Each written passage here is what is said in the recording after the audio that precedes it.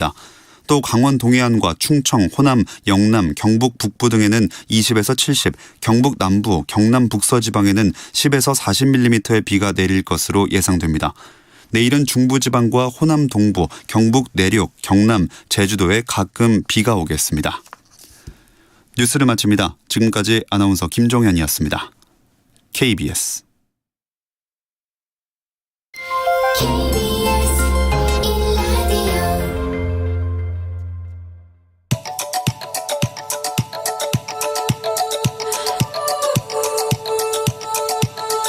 김성환의 시사야.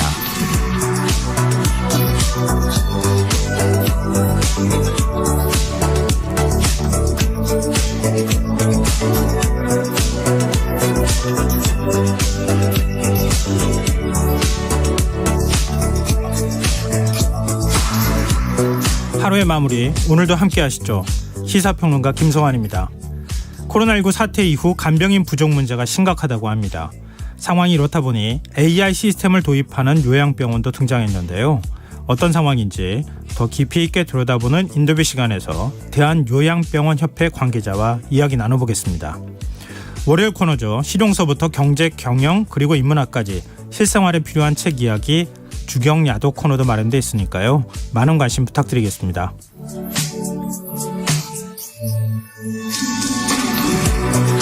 김성환의 시사는 청취자 여러분들의 많은 참여와 관심 기다립니다. 방송 내용과 관련해 의견 있으신 분들은 문자 보내주십시오. 당첨된 분들께는 모바일 쿠폰 보내드릴 텐데요. 참여하실 번호는 샵9730이고요.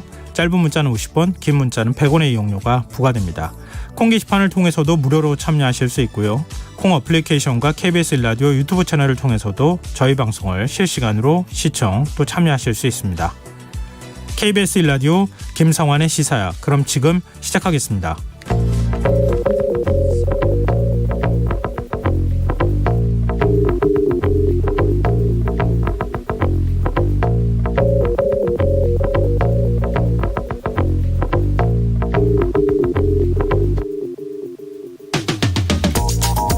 미국 연방대법원이 여성의 임신 중지 권리를 보장한 로 대 웨이드 판결을 폐기했다는 소식이 전해졌죠. 낙태금지법이 헌법에 어긋나지 않는다는 판결이 나오면서 미국 내부의 혼란이 심각한 상황인데요. 캐나다 총리를 포함해 영국, 프랑스, 독일, 뉴질랜드 정상들도 미국 연방대법원의 결정을 규탄하는 성명을 발표하면서 논란은 더 커질 것으로 보입니다. 그렇다면 우리는 어떨까요? 지난 2019년 4월 헌법재판소는 낙태죄 위헌 결정을 내렸습니다. 당시 헌재는 여성의 자기결정권을 존중해야 하지만 낙태를 전면 허용할 수는 없다고 판단하고 국회에 2020년 말까지 보완 입법을 마련해 줄 것을 요청했는데요. 국회가 후속 작업에 나서지 않으면서 3년 넘게 법령 공백 상태가 이어지고 있습니다. 지난해부터는 낙태죄를 수사 처벌하는 것이 불가능해졌지만 그렇다고 해서 낙태가 완전히 합법화됐다고 보기도 어려운 건데요. 이런 상황 대체 어떻게 봐야 할까요? 현재 임신 14주까지 낙태를 허용한다는 내용의 정부안을 포함해 6건의 법 개정안이 국회에 계류돼 있지만 이들 법안은 모두 발의만 됐을 뿐 제대로 된 논의 과정을 거치지 못하고 있는데요. 국회의 직무유기, 말하면 말할수록 허탈감만 커지는 이 상황을 어떻게 받아들여야 하는 걸까요?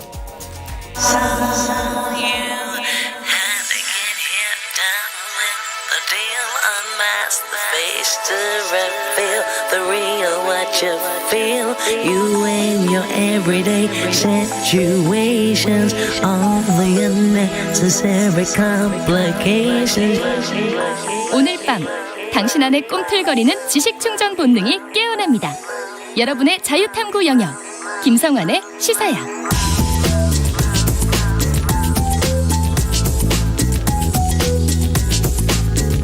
오늘 놓쳤던 뉴스 꼼꼼히 정리해드리는 뉴스야 시간입니다. 김민하 시사평론가 나와 계십니다. 안녕하세요. 안녕하세요. 네, 윤석열 대통령이 오늘 북대서양 조약기구 즉 나토 정상회의 참석차 스페인으로 출국했어요. 그렇습니다. 이 배우자 김건희 여사하고 함께 스페인 마드리드로 서울공항을 통해서 출국을 했는데요. 현지 시간 29일부터 30일까지 이 말씀하신 북대서양 조약기구 정상회의가 열리기 때문에 여기에 참석하기 위해서 출국한 겁니다. 이것은 이제 윤석열 대통령 취임 이후에 첫 해외 방문이고 다자 외교 무대 데뷔전이다라고 할 만한 그런 일정들로 이루어져 있는데요. 9차례 양자회담과 함께 나토 동맹국 파트너국 정상회담, 그다음에 나토 사무총장 면담, 스페인 국왕 면담, 한미일 3개국 정상회담, 스페인 경제노장 간담회 등의 총 14건의 외교 일정을 소화하는 일정이다라고 대통령실이 공지를 한 바 있었습니다. 네. 그 외에도 원자력 수출, 반도체, 방위산업, 재생에너지 등의 이 경제안보 의제를 중심으로 한 세일즈 외교에도 나서겠다라고 얘기한 바 있었기 때문에 성과가 상당히 주목이 됩니다. 한일 정상회담은 이루어지지 않는 건가요? 일단 이제 한미일 정상회담은 이제 진행이 되는 상황인데 네. 말씀하신 대로 한일 정상회담은 무산됐다라는 게 대통령실의 설명입니다. 일단 한미일 정상회담은 현지 시간 29일에 진행이 되는데 이 자리에서 윤석열 대통령은 북한의 완전한 비핵화를 통한 한반도 평화 원칙을 분명히 하고 글로벌 공급망 구축을 위한 3국의 긴밀한 협력을 촉구할 예정이다라고 얘기를 하고 있습니다. 회담 시간은 30분간으로 길지 않기 때문에 앞으로의 협력 방안을 모색하는 상견례 성격이 될 거다. 이렇게 해설이 나오고 있는데요.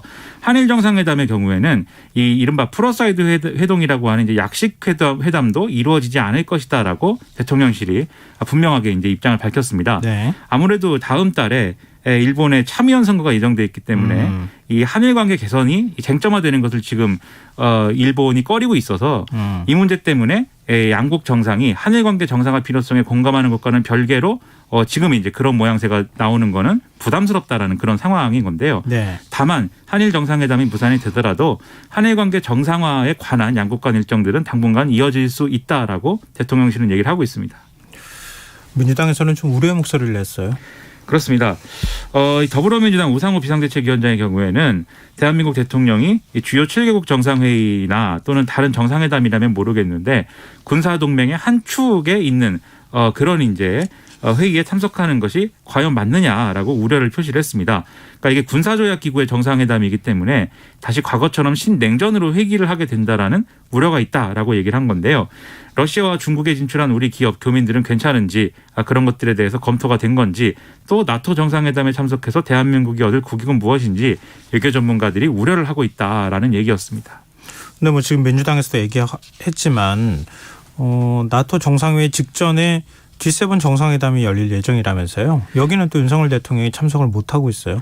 그렇습니다. 26일에서 27일까지 독일 바이에른에서 주요 7개국 정상회담이 진행이 되는데 2014년 행사부터 이 주요 7개국 외에 다른 주요 국가 정상들도 초대를 하는 방식으로 개최가 되고 있습니다. 네. 그래서 이번에는 알베르토 페르난데스 아르헨티나 대통령, 나렌드라 모디 인도 총리, 조코 위도도 인도네시아 대통령, 마키살 세네갈 대통령, 시릴 라마포사 남아프리카 공화국 대통령 등이 초청이 됐는데 특히 모디 총리하고 라마포사 남아공 대통령의 경우에는 지난해 올해 2번 연속으로 초대된 상황이라서 상당히 중요한 인사로 지금 비춰지고 있는데 이제 윤석열 대통령은 이제 이 자리에 초대를 받지는 않은 상황인 것이죠. 앞서 지난해 6월 달의 경우에는 영국 코널에서 G7 회담이 열렸는데 이때는 또 우리 대통령이 참관국 정상 자격으로 초청받아서 참석을 했었기 때문에 이와 관련돼서도 여러 가지 얘기가 나오고 있습니다. 네. 근데 나토 정상회의 참석은 뭐 윤석열 대통령 입장에서 일종의 국제 무대에 데뷔를 한다고 볼 수 있기 때문에 적지 않은 의미가 있는 거 아닙니까? 보통 이렇게 대통령이 외국에 나가서 이렇게 정상회의에 참석한다고 하면은 집권 여당의 당대표나 뭐 원내대표 나가가지고 뭐 이렇게 환송을 하거나 뭐 이런 게 있잖아요. 그렇죠. 근데 이번에는 그런 행사가 없었어요. 그러니까 최근에 역대 정권들의 모습들을 보면은 대통령이 처음 이제 해외 순방에 나서면은 여당 지도부들이 가서 이제 환송하고 그랬거든요. 네. 그랬는데 오늘의 경우에는 국민의힘 지도부 중에 권성동 원내대표하고 송원석 원내수석 부대표만 배웅을 했습니다. 이외에 뭐 이상민 행정안전부 장관, 김대기 대통령 비서실장, 김성환 국가안보실장, 이진복 정무수석 등이 같이 환송 자리에 이제 있었는데요. 권성동 원내대표는 기자들과 만나서 이 자리에서 대통령하고 어떤 메시지 주고 받았느냐라는 질문에 대해서 이렇게 얘기를 했습니다. 가서 큰 성과 거두고 오시라. 국내 정치 문제는 저희가 알아서 할 테니까 방문 성과를 거두시라. 이렇게 얘기를 했는데 대통령이 고개만 끄덕끄덕 하셨다. 그래서 다녀와서 한번 보자라는 의례적인 인사를 주고 받았다. 이렇게 얘기를 했습니다. 그러니까 마치 이제 국내 정치는 권성동 원내대표한테 맡긴 것처럼 이런 느낌도 좀 드는데 네. 이준석 대표의 경우에는 같은 시간에 여의도 국회의사당에서 열리는 이 최재형 의원이 주최한 반지성 시대의 공성전 세미나에 참석을 한 그런 상황입니다. 그래서 이런 상황은 당내 윤리 징계 논란이라든지 또 이준석 대표하고 당내 친윤계하고 공개 충돌이 빚어지고 있다든지 이런 문제에 대해서 대통령실이 좀 불편한 기류를 노출한 거 아니냐 이런 시선이 있다라고 언론은 보도를 하고 있는 상황입니다. 근데 지난 20일이었나요? 윤석열 대통령과 이준석 대표 비공개동이 예정이 돼 있다가 뭐 그 대통령실 쪽에서는 굳이 할 필요가 있겠느냐 이렇게 해서 결국 이제 회동이 이루어지지 못했다 이런 얘기가 전해지고 있는데 이걸 가지고 지금 진실 공방이 벌어지고 있어요. 그렇습니다. 이게 여러 보도들을 종합하면은 뭐 어떻게 된 것인지 좀 헛갈리는 측면이 있는데요. 일단 동아일보가 25일에 이렇게 보도를 했습니다. 이준석 대표가 이 윤리 징계 심의 전에 윤석열 대통령하고 비공개 회동을 추진을 했고 이게 성사 단계까지 갔는데 네. 이 회동 직전에 취소가 된 것이다 이렇게 보도를 한 거고요. TV조선의 경우에는 좀 더 이제 다른 회동까지 이제 보도를 했는데 두 사람의 만남 20일에 잡혔다가 막판에 취소가 됐다라는 거와 함께 이달 중순쯤에 이준석 대표가 만남을 요청했는데 또 윤석열 대통령 측에서 여기에 대해서는 거절했다 뭐 이런 보도가 또 나왔거든요. 네. 근데 대통령실이 이런 보도들이 나오다 보니까 윤석열 대통령이 이달 중순 이준석 국민의힘 대표와 비공개 만찬을 했다는 일부 언론 보도는 사실이 아니다라고 설명한 바도 있었는데 이준석 대표는 또 당대표 입장에서는 대통령의 일정을 공개할 수 없는 거다라고 얘기를 하면서 만나기는 만났다라는 취지에 가까운 그런 뉘앙스의 설명을 또 하기도 했습니다. 네. 근데 이준석 대표는 왜 굳이 이런 얘기를 하는 것이며 언론들은 왜 이런 내용을 보도하는 것이냐. 결국 이준석 대표가 윤석열 대통령이 이 당내 논란과 관련된 어떤 역할이나 이런 것들을 좀 직접 정리하는 역할을 해주기를 바라는 거 아니냐. 이런 해석이 나오고 있는 그런 상황이거든요. 그래서 네. 이제 이게 여러모로 이제 화제가 되는 건데 이준석 대표는 그런데 이런 시각에 대해서도 대통령실과 여당의 소통에 대해서 윤리 문제하고 엮어 얘기하는 거는 부적절하다. 대통령실하고 여당은 상시적으로 소통을 하고 있다라고 주장을 했습니다. 또 보도가 다 엇갈려가지고 뭐가 진실인지 잘 모르겠어요. 이준석 그렇습니다. 대표가 네. 대통령실 쪽에 대통령하고 만나고 싶다 이렇게 얘기를 했다고 하는데 대통령실에서 왜 만나려고 하십니까? 그러니까 뭐 그냥 이렇게 해서 그러면 만나실 필요 없지 않습니까? 이렇게 얘기했다고 하는 설도 전해지고 있고 그렇죠. 그렇잖아요. 그 만난 게 뭐 두 번인 건지 한 네. 번인 건지 그리고 만나긴 만났는데 만찬을 안 했다는 것이다 뭐 이런 얘기도 있고 수많은 얘기들이 나오지만 누구도 확인을 해주지 않고 있습니다. 어쨌든 안 만난 것 같은 분위기인 것만은 맞아 보이네요. 안 만났거나 아니면 만났음에도 안 만난 걸로 하고 싶다라는 분위기이다. 그것도 모르는 거예요. 그렇죠. 참 여러 가지 좀 헷갈리는 것 같습니다. 어찌됐든 이렇게 되는 이유가 뭐 이른바 국민의힘 내부의 권력 투쟁이라고 해야 될까요? 서로 간의 갈등이 계속 생기고 있기 때문 아니겠습니까? 근데 이런 그 갈등 한가운데 있는 게 혁신위원회예요. 이 혁신위원회가 오늘부터 본격 가동하기 시작했어요. 그렇습니다. 오늘부터 국민의힘 혁신위가 첫 공식 활동에 돌입을 했고요. 국회에서 첫 회의 열고 운영 방침이라든가 회의 일정 이런 논의를 했는데 이게 시작부터 또 계속 논란에 휩싸여 있는 그런 상황입니다. 네. 그래서 국민의힘 김정재 의원이 SBS 방송에 출연을 해서 이 혁신위원이 13명인데 최고위원이 이 혁신위원 한 사람씩 추천을 했고 그다음에 이준석 대표 본인이 5명을 지명을 했다. 그러니까 이준석 혁신이다. 이렇게 규정을 한 겁니다. 근데 이준석 대표가 SNS를 통해서 이것은 허위사실이다. 이렇게 주장을 했고요. 혁신이 첫 회의가 진행되는 상황 속에서도 이준석 사조직론을 내세워서 혁신위를 끝까지 흔드는 모습은 의아하다라고 추가로 쓰기도 했는데요. 네. 혁신위원장을 맡고 있는 최재형 의원도 기자들 만나서 저로서는 용납하기 어려운 발언들이다. 즉 김정재 의원 발언에 대해서 앞으로 그런 발언 자제해 줬으면 좋겠다라고 얘기를 또 했습니다. 네. 그 이른바 윤핵관이라고 불리는 장제원 의원. 장 의원이 주도하는 미래혁신 포럼이라고 하는 당내 모임이 이제 출범하지 않았습니까? 거기에 김종인 전 비대위원장이 초청 강연을 했어요. 이건 또 어떻게 해석해야 됩니까? 오늘 이제 그 말씀하신 대로 김종인 전 비대위원장 초청 강연을 했고 여기에 국민의힘 소속 의원이 한 50여 명이 집결을 했는데요. 네. 원래 이제 김종인 전 위원장하고 장제원 의원 사이가 안 좋다 이런 얘기가 나오지 않았습니까? 네. 대선 기간 그리고 그 이전에 김종인 비대위 시절에도 장제원 의원이 김종인 당시 비대위원장을 막 공격을 하고 그랬기 때문에 네. 그런 해석이 많았는데 이 자리에 굳이 초청을 해서 김종인 전 위원장 얘기를 들은 거는 뭔가 다른 정치적 맥락이 있는 거 아니냐 이런 해석이 나오는 거죠. 네. 그리고 이 자리가 좀 특이했던 게 애초에 예정에 없던 안철수 의원의 축사 일정도 진행이 됐다는 건데요. 네. 이 자리에서 안철수 의원이 이렇게 얘기를 했습니다. 김종인 전 위원장을 향해서 분당과 보궐선거 사무실 개소식에 와서 격려해 주시고 따뜻한 말씀 주셔서 큰 힘이 됐다. 이렇게 얘기를 했고 지금까지 김종인 전 위원장이 쓴 책을 다 봤다. 어떤 인생의 지표로 삼겠다. 이렇게 얘기를 해서 이것도 이제 상당히 주목이 되는 그런 내용입니다. 왜냐하면 또 안철수 의원도 김종인 전 위원장하고 별로 좋은 관계는 아니었던 거지 않습니까? 그렇죠. 예. 서로 국민의당 이제 시절에도 서로 간의 관계가 그렇죠. 안 좋았죠. 그렇죠. 그런데 지금은 이렇게 얘기를 하고 있다. 이런 점에서 이제 주목이 되는 거고요. 그리고 이 장제원 의원의 경우에는 앞서 뭐 민들레 모임 이런 것들을 이 주도하다가 논란이 일자 참여하지 않겠다라고 입장을 번복한 바도 있었기 때문에 결국 같은 맥락에서 이른바 친윤계 세력화 뭐 이런 맥락에서 미래혁신 포럼 행사가 진행되는 거 아니냐. 그리고 이 자리를 통해서 안철수 의원하고 뭐 전략적인 연대를 만들고 그리고 김종인 전 위원장을 좀 이 초청 강연을 진행을 하면서 이 규모를 더 키우려는 뭐 외연을 확장하려는 그런 모습 아니냐라는 해석 그래서 나오는 거죠. 네. 장제원 의원은 제가 말씀드린 이런 해석들에 대해서 그것은 과한 해석이다. 내가 무슨 세력화를 하느냐라면서 아니다라고 얘기를 했습니다. 네. 알겠습니다. 이것도 좀 나중에 지켜봐야 될 것 같습니다. 자, 지금 여러분께서는 KBS 라디오 김성환의 시사회와 함께하고 계십니다. 계속해서 뉴스야 이어가겠습니다. 그리고 오늘 오전에 이 사의 표명 소식이 전해져서 갑자기 속보로 막 뜨고 그렇게 했었는데 김창룡 경찰청장이 임기 26일을 앞두고 사의를 표명했어요. 그렇습니다. 오늘 이제 경찰청에서 입장문을 발표를 하면서 현 시점에서 제가 사임하는 것이 최선이라는 판단을 내렸다라고 했는데요. 그러니까 행안부에 이 경찰국을 설치하는 이 이른바 이제 경찰 통제안과 관련돼서 네. 이것은 경찰제도의 근간을 변화시키는 것으로 경찰은 그동안 폭넓은 의견 수렴과 심도 깊은 검토 및 논의가 필요하다는 점을 지속적으로 강조를 해왔다라고 하면서 우려를 표시를 했습니다. 즉 이러한 이제 우려를 제기를 했는데 받아들여지지 않았기 때문에 이제 사의를 표명하는 것이다라는 취지의 그런 언급이었는데요. 김창룡 청장은 지난 주말에 이상민 행안부 장관하고 1시간 반 가까이 통화를 하면서 이 경찰 측의 이러한 입장을 설명을 했는데 이상민 장관이 여기에 대해서 이제 뭐 이런 입장을 수용하지 않았고 오늘 이런 경찰 행안부의 경찰국 신설하는 문제와 관련된 브리핑을 또 강행을 한다라고 했기 때문에 이게 이제 사의 표명으로 직접적으로 이어지는 계기가 됐다라는 게 해석입니다. 근데 윤석열 대통령은 사표 수리를 보류했어요. 일단 대통령실 핵심 관계자가 언론에 이렇게 얘기를 했습니다. 정식으로 사표를 내면은 법이 정한 절차에 따라 처리할 것이다. 그래서 이 사의를 받아들일지 여부는 그 검토한 결과에 따라서 추후 결정될 것이다. 라고 얘기를 한 건데요.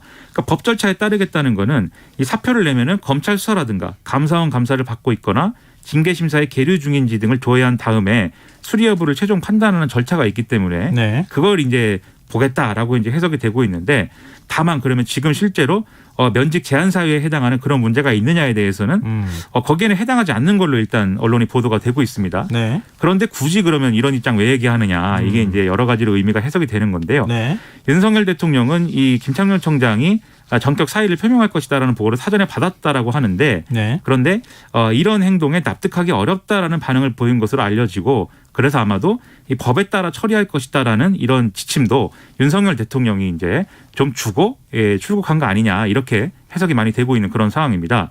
그리고 대통령실 안팎에서는 김창룡 청장이 이 윤석열 정부의 경찰제도 개선 방향에 대해서 반대 입장을 나타내면서 이렇게 사의 표명한 것이기 때문에 이건 부적절한 처신이라는 지적이 또 같이 제기가 되는 상황이어서 상당히 불편한 기류가 읽히고 있습니다. 아니 인사본봉 문제와 관련해서 국기문란이라고 하지 않았어요? 그렇습니다. 그 김창룡 청장 겨냥한 발언이라고밖에 해석이 안 되는 거 아닌가요? 그렇죠. 그런데 이제 사의 표명이라는 게 예를 들면은 제가 죄송합니다 이렇게 사의를 표명한 것이 아니라 이것은 부당합니다 이렇게 사의를 표명한 것이기 때문에 반발성 성격을 가지고 있는 사의 표명이기 때문에 그렇죠. 그러면 이제 불쾌하다라는 결론으로 가는 건데 그게 이제 바람직한 거냐는 여러 가지 평가가 또 있겠죠. 저는 바람직하지 않다고 생각합니다. 네. 이상민 행정안전부 장관은 경찰국 신설을 공식화했어요. 그렇습니다. 오늘 이제 앞서 김창룡 청장이 이 사의 표명하기 1시간 전에 정부 서울청사 별관에서 브리핑을 진행을 했습니다. 직접. 그래서 경찰제도 개선 자문위의 권고안 관련 행안부의 입장 및 향후 계획을 밝혔는데요. 직접 이제 5장 분량의 PPT 자료까지 준비를 해와서 그동안 있었던 비판이라든가 이런 내용에 대해서 전부 다 이제 설명을 했습니다. 그래서 행안부 내 경찰 관련 지원 조직 신설 그리고 소속 청장에 대한 지휘 규칙 제정 그리고 인사 절차 투명화는 조속히 추진을 할 것이고 7월 15일까지 최종안 마련해서 발표를 할 것이다 라고 밝혔고요. 이렇게 해야만 되는 이유에 대해서는 역대 정부에 대한 경찰에 대한 지휘 감독 방식이 이제 변화를 하게 됐고 네. 최근 경찰의 권한이 급격하게 확대됐기 때문에 보완책이 필요한 상황이다라고 배경을 설명을 했습니다. 즉 공령 경찰에 대한 우려가 크기 때문에 행안부가 경찰을 견제하지 않는 게 오히려 직무유기다라는 설명인데요. 그리고 이제 자문위가 또 행안부 장관의 감찰 및 징계권의 강화, 즉 경찰에 대한 이 감찰 및 징계권 강화를 주문한 것에 있어서는 네. 법률 개정이 필요한 사안이기 때문에 추가적 논의를 거쳐서 입법을 추진하겠다라고 얘기를 했는데 나머지 내용에 대해서는 국회 입법이 아니라 시행령으로 진행되는 것에 대해서는 법적 문제가 없다라고 또 반론을 했습니다.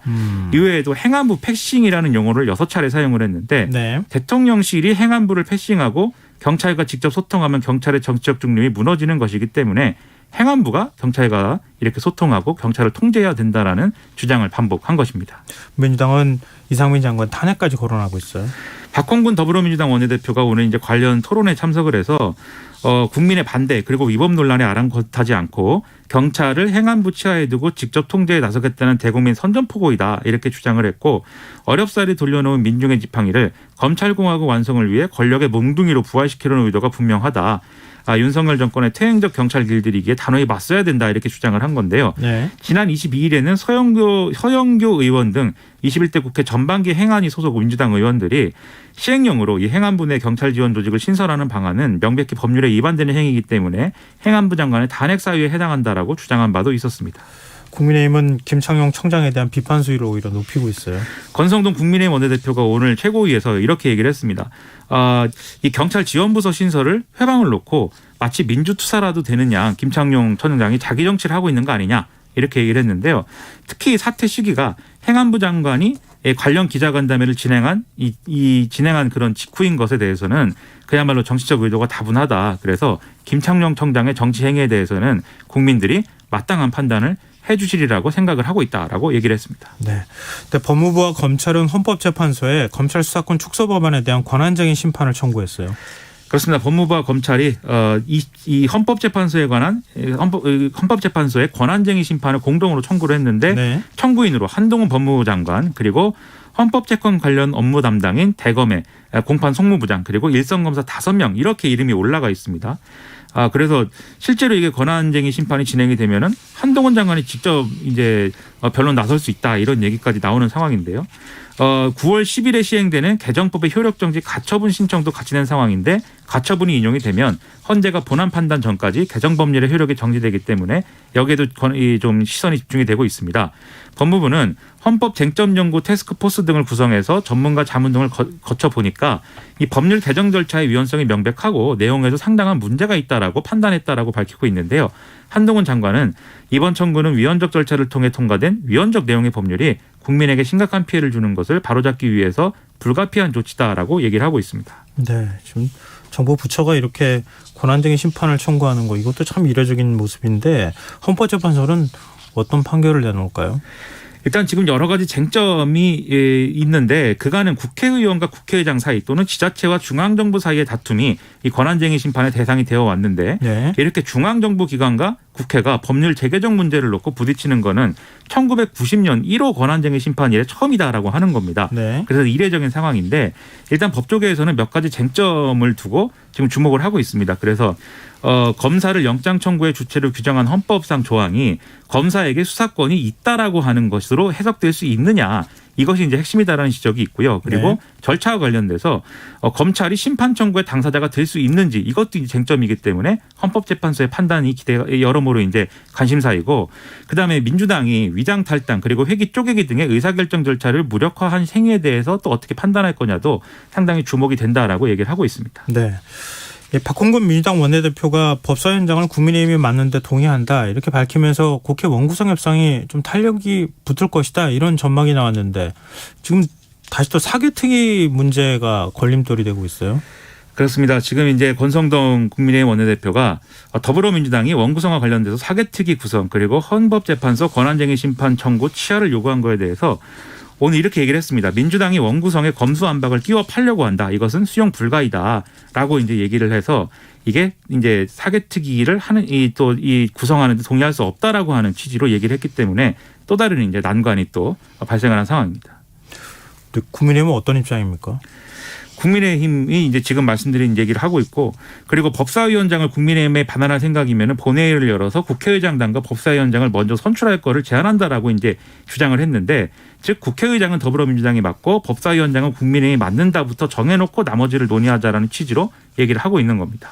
권성동 원내대표는 필리핀 대통령 취임식에 참석할 예정 아니에요? 그렇습니다. 이 윤석열 대통령 특사 자격으로 필리핀 신임 대통령 취임식에 참석을 하는 상황이기 때문에 내일 출국을 해서 7월 1일에 귀국을 할 예정이거든요. 그러다 보니까 박홍근 원내대표는 지금 이것에 대해서 진정성이 없다라고 얘기를 하면서 금년간 7월 임시국회를 소집을 해서 국회를 정상화하겠다. 그리고 민생 현안과 인사청문회 다 챙기겠다라고 반응을 하고 있습니다. 네, 이게 협상이 제대로 이루어지려나 모르겠네요. 자, 오늘 뉴스 여기까지 하겠습니다. 지금까지 김민하 시사평론가였습니다. 고맙습니다. 고맙습니다.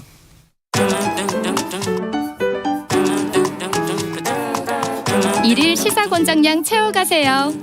골고루 담았습니다. 당신만을 위한 하루 시사 김성환의 시사야. 요즘 병원비보다 간병비가 더 많이 나오는 경우가 많다고 하죠. 간병비가 오르고 인력난까지 겹쳐 꼭 필요한 서비스를 받지 못하는 환자들이 생기자 경기도의 한 병원에서는 AI 간병 시스템을 시범 도입했다고 하는데요. 대한요양병원협회 홍보위원장이자 해당 병원의 노동훈 원장 연결해서 우리나라 간병제도의 문제점과 과제는 무엇이고 AI 간병 시스템이 부족한 인력 문제를 해소할 수 있을지 이야기 나눠보도록 하겠습니다. 원장님 안녕하십니까? 네, 안녕하세요. 네, 일단 현재 간병제도가 어떻게 운영되는지부터 간단히 설명을 좀 해주셨으면 좋겠어요. 네, 급성기 병원의 경우에는 간호간병 통합 서비스를 실시하는 병원이 있습니다. 네. 하지만 요양병원은 간병 제도가 없어서 병원 실정에 맞게 운영하는데요. 한국인 간병인을 고용하는 병원과 중국 동포 간병인을 파견 만든 병원 등 다양한 형태가 존재하고 있습니다. 근데 코로나19 이후 간병 비용이 급격히 증가했고 간병인 구하기가 힘들다 이런 얘기도 있더라고요. 네, 많이 심각해졌습니다. 네네. 3, 4년 전에 한국인 개인 간병은 하루에 한 10만 원 정도 비용이 들었었는데요. 네. 올해 그 초에 이제 코로나가 널리 퍼지면서 2월, 3월 달에는 간병인 확진자가 늘어서 하루에 15만 원 정도 비용이 발생한다고 들었습니다. 네. 최근에는 그 아산병원에서 개인 간병인을 구하려고 하는데 하루에 23만 원까지 들었다고 하더라고요. 예. 그래서 간병인 구인난이 앞으로 더 심해질 것으로 예상이 되어서 비용도 더 많이 들 것으로 예상합니다. 근데 하루 23만 원요? 굉장히 큰 제가 부담이 될 수 하루 있겠네요. 23만 원이라고 들었습니다. 간병 인력이 부족해서입니까? 아니면은 다른 문제가 또 있는 겁니까? 네, 제가 100% 정확히 아는 건 아니겠지만 네. 아마 그 간병인 수급 문제는 코로나와 좀 관련이 있어 보입니다.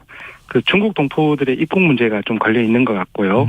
그리고 코로나로 일상이 완벽하게 돌아가지 않았기 때문에 이제 자녀를 학교로 보내야지 일을 하실 수가 있는데 이제 그런 문제들이 해결되지 않다 보니까 이런 요소들이 좀 중첩이 되어서 이제 한국인, 중국인 간병인들이 부족하지 않나 생각합니다. 근데 현재 원장으로 계신 병원에 스마트 AI 간병 시스템을 도입했다고 알고 있는데요. 네. 인공지능이 어떤 방식으로 간병 업무를 돕는 겁니까? 네, 그 사람이 하는 일을 100% 대체할 수는 없습니다. 네.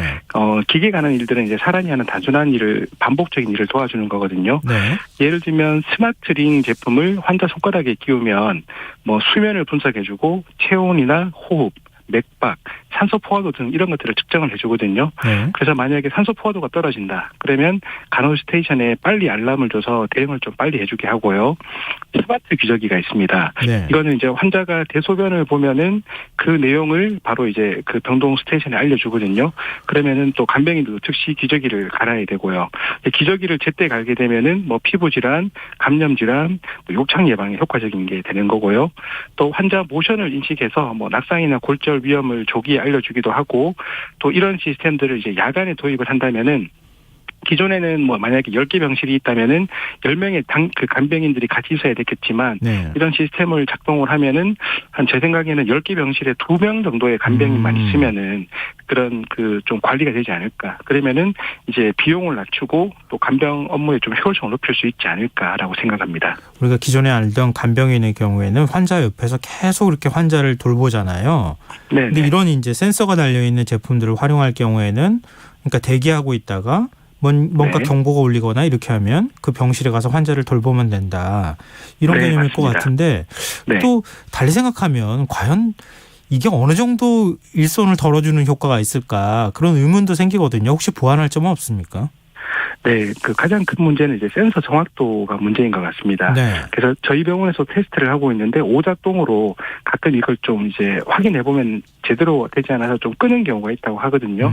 그래서 정확도를 조금 높이면은 좋을 것 같고, 이게 기술 개발을 하는데 지금 과정에서는 보니까 조금 뭐랄까요, 한 번에 그런 큰 자금이 들어가는 게 아니고 조금 찔끔찔끔 들어간다고나 할까요? 네, 그런 것들이 좀 이제 개선이 필요할 것 같고, 예. 또 제품이 개발된 후에 또 요양병원에 이렇게 또 시설을 설치하려면은 또 비용 문제가 발생하기 때문에 이런 것들에 대해서는 좀 논의가 필요할 것 같습니다. 근데 시범 실시를 해보니까요, 적용해보니까 조금 보완을 하면 다른 병원으로 확대 적용하는 게 가능할 거라는 어떤 가능성 같은 게 보이시던가요? 네, 저는 충분히 가능하다고 생각합니다. 제가 이제 오시는 업체 대표분들이나 또 저는 저희 병원에 있는 선생님들에게 하는 이야기가, 사람이 할 일은 사람이 하고 기계가 할 일은 기계가 하는 거라고 이야기를 하거든요. 제가 앞에서 말씀드렸던 스마트 링이나 귀저귀 같은 것들은 그런 좀 단순 반복적인 일들이거든요. 이런 것들은 기계가 대신하고, 이제 사람이 사람을 대할 때 저는 그 온기를 나눠 가질 수 있다고 생각하거든요. 네. 환자의 이야기를 듣고 또 신체를 접촉하고 하는 것들이 온기를 나누는 일이라 생각하고요. 예. 치매가 심한 분들도 천천히 또박또박 말하면 잘 알아듣는 것을 저는 많이 경험했기 때문에, 네. 그래서 간병인 인력들의 그런 불필요한 스트레스를 줄이고 이제 사람만이 할 수 있는 일을 한다면은 간병 효율이 훨씬 높아질 걸로 생각합니다. 근데 비용적인 문제도 있을 것 같아요. 예를 네. 들면 AI 시스템을 도입하는데 적지 않은 비용이 일단 들지 않겠습니까? 거기다가 네네. 간병인을 활용했을 때 드는 또 비용이 있을 것 같고요. 근데 네네. 이런 걸 비교해 보면 어떻습니까? 네, 그 두 가지 비용이 초기에는 든다고 생각할 수 있겠지만요. 네. 그 간병 인력을 구하기도 어려운 상황이고, 또 이런 그 기술들을 이용하면은 이제 사람이 하는 일을 좀 더 편하게 할 수 있다고 생각을 하거든요. 네. 그래서 이제 이 두 가지 문제를 뭐 그냥 한 칼에 잘라서 해결한다기보다는 그 두 가지를 이제 적절하게 좀 조합을 하면은 풀 수 있을 거라고 생각합니다. 그래서 사실 간병 문제에 대해서는 이거 이제 근본적인 문제를 해결하기 위해서는 이제 아직까지는 요양병원에 대한 그 간병 문제가 합의된 게 없거든요. 네네. 그리고 간병인들을 어떤 방법으로 교육하고 또 합당한 보상을 지급하느냐, 이런 것들이 없습니다. 그러다 보니까 이제 육체 노동이 이제 힘들게 되고 또 급여가 많지 않으니까 사람들이 오게 되기 때문에 이런 시스템들을 좀 도입한다면은 아무래도 좀 그 힘든 일을 조금 줄일 수 있으니까 인력도 좀 이제 채용할 수 있지 않을까 생각하고, 또 아까 제가 야간회를 말씀드렸지만 네. 이제 비용을 낮출 수 있는 방법을 충분히 좀 찾지 않을까 생각합니다. 가족 중에 중환자가 있거나 이런 분들은 간병 서비스에 네. 대해서 관심이 굉장히 많으실 텐데요. 네. 근데 간병 서비스를 제공받을 수 있는 간호간병 통합 서비스라는 게 있잖아요. 네네. 일단 이게 어떤 서비스인지에 대해서 설명을 좀 해주시면 좋겠어요. 예. 간호간병 통합 서비스는 이제 환자가 회복을 위해서 필요한 전문적인 간호라든지 뭐 개인 위생, 식사 보조 등의 이런 이제 기본 간호를 간호사하고 간호조무사가 팀을 이뤄서 환자를 돌보는 서비스거든요. 네. 주로 이제 급성기 병원에서 병동별로 이루어지는 서비스로 이제 그 간병비가 건강보험에 포함되어 있기 때문에 그런 경제적인 부담을 많이 줄일 수 있고, 그래서 환자와 보호자가 만족도가 높은 그런 제도입니다. 근데 이런 서비스가 있다고 하면 이거 다 이런 서비스 받으면 좋지 않겠느냐 이렇게 생각하시는 분들이 있을 것 같거든요. 네네. 이게 어느 정도 제도가 지금 적용되고 있습니까, 현장에서? 네, 현장에서 이제 적용을 할 수 있는 병원이 있고 못하는 병원이 있는 것 같더라고요. 근데 이제 제가 이 문제를 조금 제 나름대로 찾아보니까 간호 인력을 확보를 해야 되는데 예. 간호 인력 확보가 어렵고요. 특히 지방에는 간호 인력 문제가 정말 심각합니다.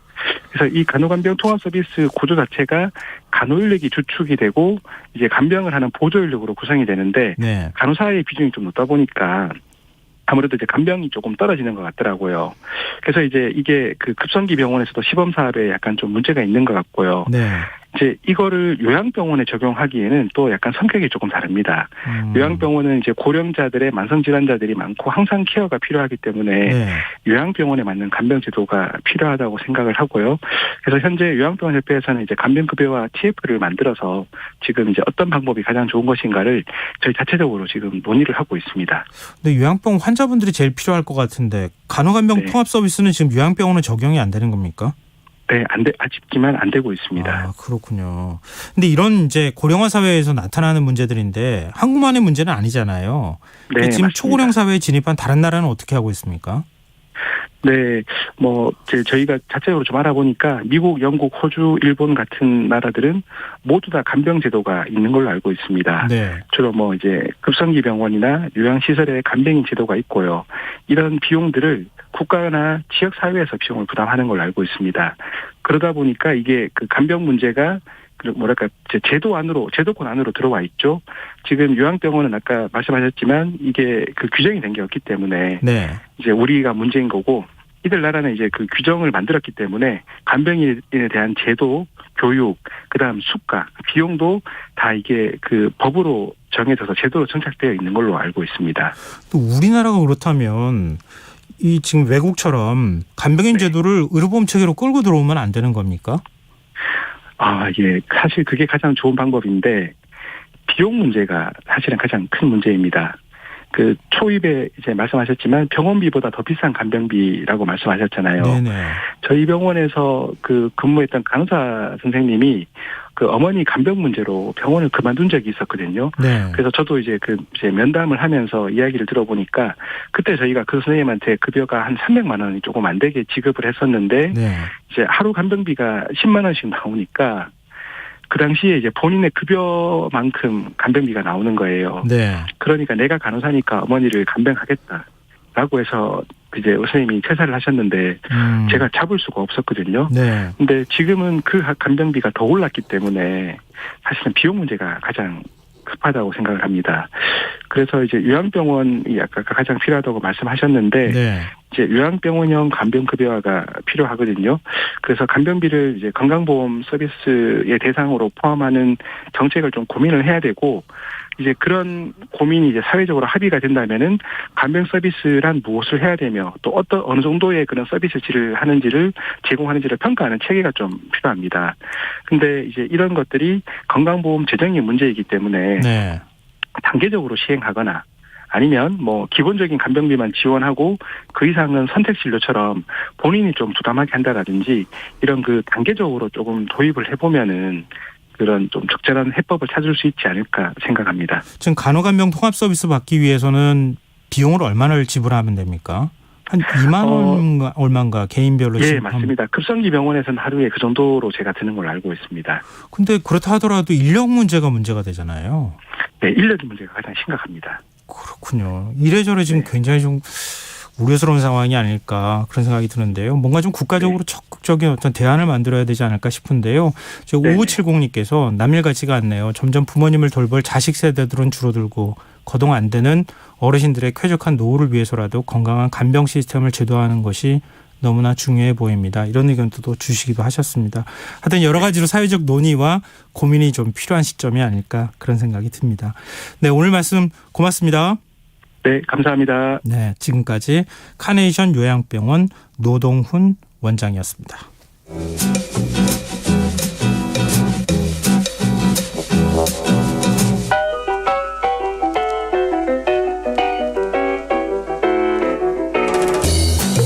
강한 자만이 살아남는다. 우리가 알고 있는 적자생존. 진화론의 창시자 찰스 다윈이 고안한 표현이 아니란 걸 아시나요? 실용서부터 경제, 경영, 인문학까지 실생활에 도움이 되는 책 이야기 나누는 시간입니다. 듣고만 있어도 똑똑해지는 지식충전소 주경야독. 성신여자대학교 겸임교수이자 북튜버인 이시안 작가와 함께하겠습니다. 안녕하세요. 네, 안녕하세요. 네. 반갑습니다. 오늘 소개해 주실 책은 적자생존을 정면 반박한 책이라면서요. 제목이 다정한 것이 살아남는다. 네. 이거라면서요. 근데 이게 보통 생물학 책이나 이런 거라고 하면 책 제목이 이렇게 안 줬을 것 같은데 되게 특이한데요. 그래서 작년에 조금 그 다정함이란 키워드가 엄청 히트를 또 하기도 했거든요. 네. 최근 들어서는 딱 봐도 야 이게 생물학 책이다 그러면 아무도 안 사잖아요. 이게 약간 심리학 책 같은 느낌이에요. 그렇죠. 예. 그러니까 근데 딱 따져보면 진화인류학으로 돼가지고 그 사건이나 예시들이 전부 다 진화론에 대한 그런 것들이에요. 네. 생물학에 대한 것들이라 사실은 여기선 다정함이라고 하니까 야, 이게 심리학적이다라고 생각을 하시는데 그게 사실은 따지고 보면 친화력이나 인간의 사회성에 관한 그런 이야기입니다. 그러면은 친화력이 있고 사회성 좋은 뭔가는 계속 끊임없이 살아남았다. 네. 유전적으로. 네, 그래서 적자생존이 아니라 우자생존이다. 우자생존이요? 그 우정할 때 그 앞에 우자를 넣어가지고 우자생존. 그러니까 다정한 사람들이 결국 생존하는 것이다. 이렇게 또 얘기를 해요. 우리 보통 진화론 얘기하면요. 네. 뭐 루시 얘기도 나오고 네. 오스트랄로피테쿠스부터 네. 뭐 호모자 붙기 시작하고 네. 사피엔스 뭐 이렇게 네. 넘어가면서 네. 유전학적으로 뭔가 뭐라 할까요? 좀 더 먹이를 잘 구해오는 사람 네. 이런 유의 어떤 유전 형질이 계속 변해가면서 네. 살아남았을 것이다 이렇게 생각하는데 지금 얘기는 그런 걸 정면으로 반박하는 느낌인데요. 그렇죠. 그리고 사실은 다윈의 적자 생존도요. 우리가 좀 잘못 알고 있는 면이 있어요. 그러니까 정확하게는 그 다윈의 책에서는 종의기원에서는 최적자 생존입니다. 최적자 네. 생존요? 그러니까 적자 생존하니까 되게 강하고 힘센 네. 것이 살아남는다 이런 생각을 하잖아요. 네네. 근데 최적자 생존은 환경에 최적화된 사람들. 그러니까 강하지 않더라도 네. 그러니까 되게 좀 추운 그런 데서는 오히려 덩치가 큰 게 불리하고 막 그럴 수 있잖아요. 오히려 지방질이 네. 수치율이 강한 사람이 살아남을 수 그러니까 예, 있을 뚱뚱한 거고요. 사람이 더 유리하고 네. 그럴 수 있잖아요. 네. 그래서 최적화된 환경에서 최적화된 사람이 살아남다 이런 개념이거든요. 그거를 적자 생존이라서 강한 것에 대한 어떤 근거로서 자꾸 되는데 사실은 다윈의 얘기도 사실 그건 아니었어요. 그렇군요. 그럼 우리가 뭐 예전에 어디 영화나 네. 뭐 만화 영화 같은 데 보면은 덩치 크고 네. 힘 세고 뭐 이런 동물만 살아남는 것처럼 얘기하면 그건 네. 틀린 거가 되겠네요. 오히려 그런 동물은 다 멸종되고 맘모스 멸종되고 쥐 막 이런 조그만 것들이 오히려 살아남고 그랬으니까요. 그런데요. 네. 쥐가 인류의 조상이다 이렇게도 얘기하잖아요. 뭐 포유류의 그로 네, 따져보면 뭐 맞아요. 그런 얘기를 하죠. 네. 네. 기존에 우리 고정관념을 깨주는 책이다 이렇게 또 해석이 가능하겠네요. 제가 그래서 이 주경야독을 맡으면서 네. 기존에 우리가 알고 있던 책을 좀 잘못 이해하는 경우가 굉장히 많아요. 이기적인 유전자도 그렇고 네. 그런 부분들을 좀 계속 많이 좀 알려드릴까 하고 있습니다. 사실 책은 사놓고요. 네. 안 읽는 경우가 많아서 그렇죠. 네. 프리뷰만 읽고 네. 어딘가서 가서 나 책 읽었다 이렇게 네. 얘기는 하는데 좀 더 깊이 있게 얘기하다 보면은 뭔가 말문이 막혀서 그러니까요. 얘기를 네. 제대로 못하는 경우가 있는데 이 방송을 들으시면 앞으로 그럼 어디 가서 좀 정확하게. 아는 척하고 읽은 척할 수 있게 만들어 드리는 게 저희 목표입니다. 그러면은 적자 생존이 아니고 네. 우자 생존이라고 네. 말씀하셨잖아요. 네. 우자 생존의 구체적인 사례를 조금 더 들어주시면 어떨까요? 사례 자체로 보자면요. 네. 그냥 인간이 사례가 되는 거예요. 그러니까 왜냐하면 사실 아까 얘기했던 호모들 이제 나오면서 호모 에렉투스라든가 네. 네안데르탈인 같은 경우는 인간보다도 신체적인 조건이 훨씬 더 우월했다고 하더라고요. 그런데 따져보면 그러면 신체적으로 했을 때 호모사피엔스가 훨씬 불리하거든요. 그렇죠. 덩치가 작고 네. 그러면 근데 호모사피엔스가 어떻게 살아남았냐라고 한다면 대화, 커뮤니케이션 이런 것들을 통해 가지고 사회적 관계, 사회적 협력이 되면서 그러니까 호모 에렉투스는 잘해봤자 10명에서 20명 정도의 집단 그런 정도를 유지할 수 있을 뿐이지 네. 더 이상 집단적으로 행동을 못했다고 그래요. 근데 호모사피엔스 같은 경우에는 훨씬 더 많은 수의 사람들이 효율적으로 움직이다 보니까 사실은 그 신체적으로는 딸리는데도 네. 그런데 이렇게 같이 협업을 통해 가지고 경쟁에서 살아남을 수 있었다 이런 얘기를 하거든요. 그래서 이런 우자, 그러니까 친화력, 커뮤니케이션, 커뮤니티를 만드는 능력 그런 것들이 결국에는 생존 경쟁력이 됐다는 얘기죠. 근데 협동력이 뛰어난 사람들이 네. 살아남는다. 여기까지는 이해할 수 있을 것 같은데요. 우리가 고고 인류학에서 뭐 예를 들면 발굴을 한다거나 이렇게 하면서 이런 것까지 알 수 있어요? 그러니까 그런 부분에서는 아마도 약간의 상상력이 들어가지 않았나 하는데 뭐 유발 하랄이라든가 네. 이런 사람들의 논의도 사실 그런 거거든요. 호모사피엔스가 어떻게 살아남았냐? 네. 그 사피엔스라는 책이 굉장히 유명하잖아요. 네. 그런 경우를 보면 그 좀 상상의 질서 같은 것들을 통해서 국가라든가 돈이라든가 이런 걸 통해 가지고 여러 명이 같이 살아갈 수 있는 그런 기틀을 마련했기 때문에 인간이 계속 살아남은 것이다 이런 얘기를 하거든요. 그렇군요. 근데 보통 이제 아까 말씀하셨던 것처럼 네안데르탈린이 네. 훨씬 더 우월한 조건이었는데 네. 결국 호모사피엔스가 살아남았다. 네. 이런 거는 대략 고고학에서도 알고 있는 그러니까 입증이 가능한 거잖아요. 그렇죠. 일단 뭐 발굴했을 때 보니까 뭐 덩치나 이런 것도 있고 그리고 이제 그런 것들은 발굴했을 때 호모 에렉투스나 네안데르탈린은 그냥 개별적으로 발굴이 되지만 사피엔스는 집단 주거로 발견이 된다든가 이런 걸 보면서 집단적으로 생활이 가능했구나 이런 것들을 알 수 있는 거죠. 그러니까 그냥 막연한 상상력이 아니라 네. 고고학의 바탕을 두고 네. 거기에서 어떻게 생존했을까 네. 이런 여러 가지 근거를 가지고 지금 말씀하실 수 있다는 거잖아요. 네, 그럼요. 네. 그러니까 다정함이라는 게 그냥 우리가 심리학적인 어떤 다정한 사람이 더 뛰어나고 뭐 이런 개념은 아닌 것 같고, 근데 우리가 친화력이나 다정함이라고 하는 개념은 긍정적인 측면을 가질 수도 있겠지만 또 오히려 부정적인 측면도 있을 것 같거든요. 생존하는 데 있어서. 그렇죠. 이게 다정함이라는 것들을 우리가 이제 친화력이라고 했을 때 네. 사람들이 친해지는 가장 좋은 방법은요. 서로 공통의 적이 있는 거예요. 그래서 이제 그런 거 있잖아요. 네. 낯선 사람들이 만났을 때 네. 되게 할 말 없을 때 서로 알고 있는 누군가의 뒷담화를 같이 했을 때 네. 가장 친해질 수 있다. 이런 얘기가 있잖아요. 그렇죠. 네. 그럼 무리가 만들어지잖아요. 그렇죠. 예. 그럼 뭐 그 같은 직장에 있으면 상사 뒷담화를 할 수도 있고 아예 모르는 사람이면 그 연예인 뒷담화를 한다든가 이런 식으로 네. 그런 과정에서 적을 설정하게 되니까 말하자면 그러니까 그 적 바깥에 있는 그 적은 적이지만 안에 우리라는 그런 두무리가 형성되면서 친화가 되거든요. 네. 그러니까 말하자면 친화력을 강조하기 위해선 오히려 바깥에 가이드가 그러니까 딱 선을 딱 그어야 되는 그런 단점이 있는 거죠. 그러면 일종의 배타성이 생겨난다는 거잖아요. 그렇죠. 네. 그러니까 너는 나랑 같은 편, 네. 우리는 같이 협동해야 돼. 그래서 먹이 사냥하러 갈 때도 같이 하고 네. 우리는 이렇게 하는 집단이야. 네. 이런 걸 규정하기 시작하면 집단이 서로 간에 구분이 되기 시작하고 그러면 전쟁이 일어나는 건가요? 그렇죠. 우리 집단이 아닌 사람은 다른 남의 집단인 거잖아요. 그런 사람들을 욕하고 그다음에 우리보다 덜 떨어진다. 나쁘다라고 해야지 우리 집단의 결속력이 강해지다 보니까 말하자면 이런 거는 오늘날의 그 차별이나 혐오 같은 것들의 원인이 되기도 한다라고 이제 진단을 하는 거죠. 긍정적으로 말하면 자기 보호 본능이라고도 할 수 있을 것 같고 네, 생존 본능이라고도 할 수 있겠는데 네. 그거에 따라서 부수적으로 누군가를 차별하고 배타하는 네. 그런 게 생겨났다. 네. 이런 말씀이시잖아요. 네. 근데 오늘날 지금 인류하고 별 차이가 없는데요. 그렇죠. 대표적으로 사실 나치 같은 경우가 네. 유태인들을 그런 식으로 그러니까 배타적으로 딱 설정을 해가지고 그 굉장히 강조를 한 거잖아요. 그런 식으로 해서 다른 사람들을 배척하거나 그럴 때 굉장히 효과적인 방법으로 이걸 쓰고 있다는 거예요. 인류 유전 형질에 네. 이런 게 있었다고 하는 게 한편으로는 씁쓸하기도 하고 그런데요.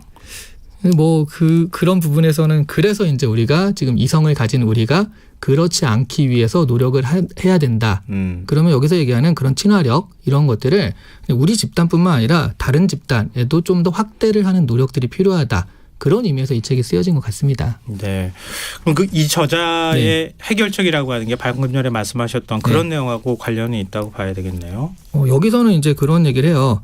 나치의 유태인 학살 때 그 독일이면서도 유태인들의 탈출을 도운 사람들이 있대요. 그런 사람들 특징이 뭔가 봤더니요. 대부분 그 전에 유태인들과 교류가 있었던 사람들이다. 이런 거죠. 네네. 그러니까 접촉이 있으면 그러니까 저 사람들은 나쁜 사람들이야. 그러니까 다른 집단의 사람들이야. 라고 하는데 정말 다른 집단에 속하고 나랑 접촉 한 번 안 하고 대화 한 번 안 했다라고 한다면 이 상상에 이 사람들을 그 비난하는 건 굉장히 깊어질 수밖에 없는데 네. 그 사람들과 한 번 얘기를 해보고 접촉을 해보고 같이 일을 해보고 한 사람들은 훨씬 더 그 사람을 이해할 수 있는 확률이 높았다는 거예요. 그래서 기본적으로 그런 어떤 인종을 통합한다든가 인종 차별도 있으니까 네. 인종 통합반을 한다거나 아니면 소셜 믹스 같은 것들이 있죠.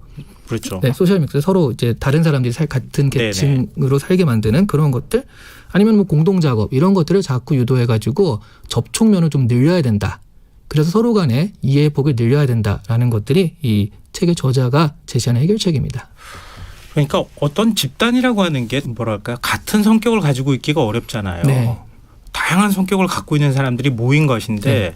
가상의 우리는 무엇이야라고 하는 개념이 생겨나기 시작하면 네. 우리는 다 똑같아라고 하는 착각에 빠진다는 거잖아요. 그렇죠. 네. 그리고 남들은 우리랑 완전히 다른 집단이야 이런 상상 속에 뭔가의 개념이 만들어져서 네. 다른 사람을 차별하고 혐오하는 현상들이 나타나니까 네. 그 상상 속에 머무르지 말고 직접 접촉해라, 네. 만나라, 네. 섞여라 이렇게 얘기한다는 거군요. 이렇게 한 번에 정리를 잘하실 줄이야. 아니요. 네. 아니 왜냐하면 지금에 있어서도 이게 굉장히 큰 화두가 되니까요. 네. 그러니까 뭔가를 구별짓는다고 하는 게 굉장히 무서운 것이기도 하잖아요. 그래서 이 책이 작년에 굉장히 좀 많이 팔렸고 지금 우리 뭐 정치가 좀 대표적이었지만 네. 그렇게 차별짓고 막 이런 것들에 대해서 하나의 해결책이 될 수 있겠다. 아니면 왜 그러는지 좀 궁금하다. 이런 사람들의 궁금증을 해소해 주기도 했었거든요. 근데 그걸 그러면 우리 정치로 잠깐 끌고 와서 얘기를 해보시면 어떨까요? 네. 그러니까 왜 그러면 작년에 이런 책이 많은 분들한테 네. 관심을 받았을까? 우리 사회가 그만큼 그렇게 서로를 뭐 혐오하거나 차별하는 네. 이런 정서나 이런 것들이 많이 생겨났기 때문인 건가요? 아니면 어떤 이유 때문이라고 보세요? 일단 정치에서요. 그런 전략을 많이 썼던 것 같아요. 전략을요? 네. 그 예전에는 지금보다 전에는 네. 지역 차별을 해가지고 어느 지역 사람이 어느 지역 사람이야 이런 네네. 전략이었다면 네. 지금은 조금 더 세분화된 거죠. 그 나이, 성별 하는 식으로 그런 우리 둥우리는 이건데 우리가 아닌 다른 사람들은 저런 것이야라고 하면서 구별짓고 차별짓고 하는 것들을 정치적인 전략으로 그래서 우리는 이쪽 표를 확실하게 가져오마 이런 전략들을 폈기 때문에 더더욱 이런 담론들이 재생산돼가지고 많이 퍼져나갔던 것 같아요. 그러네요. 일종의 표를 얻기 위해서 정치권에서 조장해서 사람들한테 일종의 착각을 불러일으켰다. 네. 이렇게도 볼 수 있잖아요. 그 정치인들이 이제 그런 걸 깨달은 거죠. 100%의 표를 가져올 필요가 없다. 선거에서 이기기 위해선 51%를 가져오면 된다. 이걸 깨달아서 51%에 소구될 만한 그런 어떤 전략들을 만들어내기 시작했을 때 49%가 이제 적으로 돌아가도 상관없다는 거죠. 네. 이런 전략들이 예전에 비해서는 좀 많이 등장을 하면서 오히려 이런 책들이 좀 각광을 받지 않았나 하는 생각이 들어요. 그러면은 다시 원래 네. 책 제목으로 되돌아가서요. 다정한 것이 살아남는다고 네. 하셨잖아요. 네. 이거 오랫동안 살아남지 못하잖아요. 혐오와 차별. 그렇잖아요. 그렇죠. 네. 그럼 다정하면 되는 거 아닙니까? 그렇죠. 개인적으로 어떻게 다정해야 하는가. 과연 그런 정치권이나 이런 데서 그렇게 분열과 갈등을 조장한다면 개인 대 개인은 좀 더 많이 스킨십을 하고 다정하면 네. 그런 전략이 안 먹힐 거 아니겠어요? 네, 맞습니다. 그래서 좀 제가 좀 개인적으로 얘기하는 건 그런 거예요. 가령 선거 때 많은 분들이요. 깜짝깜짝 놀라는 게 당연히 내가 지지하는 곳이 이길 줄 알았는데 라고 깜짝 놀라거든요. 네. 왜냐하면 SNS를 보니까 다 내가 지지하는 사람들인 거예요. 그렇죠. SNS 안에 있으니까 다 이런 세상이구나 했는데 다른 편이 이기니까 뭐야 부정행위가 있다 이렇게 될 수밖에 없는 거거든요. 그게 뭐냐면 자기가 항상 비슷한 둥우리 안에서 계속 있었다는 거고요. 그렇다면 나는 SNS 너머에 그러니까 나를 둘러싼 이거 너머에 다른 사람은 어떻게 생각하는지 다른 건 또 어떤지라는 적극적인 노력 알려는 노력들이 있어야지 사실은 지금 오히려 AI가 우리한테 이렇게 좀 장벽을 만들어주는 것 같아요. 네. 이런 것들을 좀 뚫으려는 개인적인 노력이 있어야 되지 않을까 싶습니다. 이 진화론에서 시작해서 사회학까지 지금 여기서 온 것 같은데요. 좀 더 많은 사람들하고 소통하고 교감을 나누는 것. 네. 이게 일종의 구별 지으려고 하는 네. 뭔가의 뭐 정치의 의도든 뭔가의 의도를 극복할 수 있는 방법이다. 네. 굉장히 의미심장한 주제를 던져주시는 것 같습니다. 네. 오늘 주경야독 여기서 마무리할 시간이 다 돼서요. 네. 마무리해야 되겠습니다. 지금까지 북튜버 이시안 작가와 함께했습니다. 고맙습니다. 네, 감사합니다. KBS 1라디오 김성환의 시사야 1부 순서는 여기서 마무리하겠습니다. 저는 11시 정각 2부에 다시 오겠습니다.